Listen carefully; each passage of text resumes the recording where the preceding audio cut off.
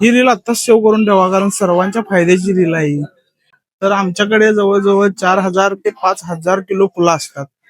दरवर्षी दसऱ्याला असतातच आणि यावर्षी पण असणार आहेत. नमस्कार, मी विजय भाजी सेंटर मधून प्रतीक.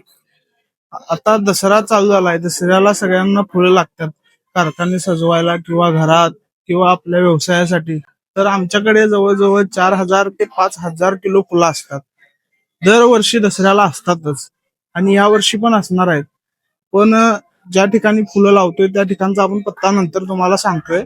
आणि सर्व होलसेलमध्ये देणार आहे आपण यावर्षी. तुम्हाला घरगुती पाहिजे असेल किंवा मोठ्या क्वांटिटीमध्ये पाहिजे असेल किंवा व्यापाऱ्यांना विक्रीसाठी पाहिजे असेल तर सर्वांना आपण होलसेलमध्ये देणार आहे.